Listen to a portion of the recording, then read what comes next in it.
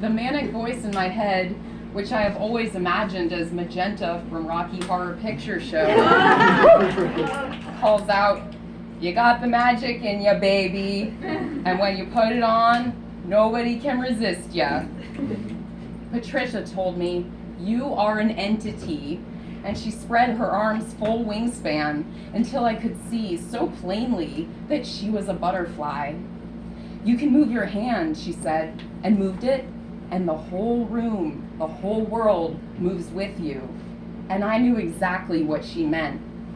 "Are you an entity yet?" I asked Nora under the tree of Patricia's arcing wisdom as we sat beneath, huddled and cuddled, like two young fawns before a blossoming deer with fire trickling from her antlers and butterfly wings branching off her back.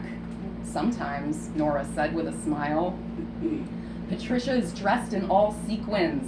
I tell her how it feels to be able to make people laugh, and she smiles and says, "You are a clown." And nothing anyone has said about me has ever felt more true. My hair morphs from dead weight into a circular puff.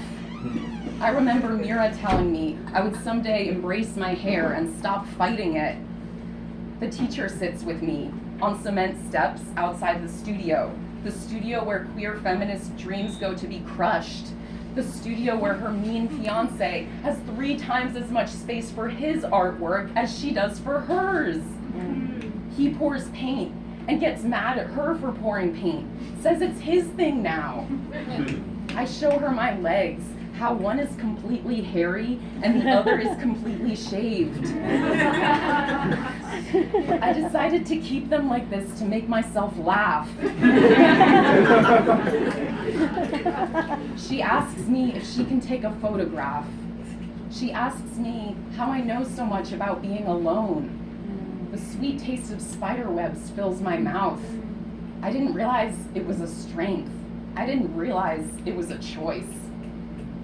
The craziest shit has always been happening to me, and I've never been able to figure out why. But I don't want it to stop. I remain obsessed with my own life's narratives and all the strange energies I pick up from the glorious, heartbroken, radiant folks I have the astounding good fortune to meet along the way.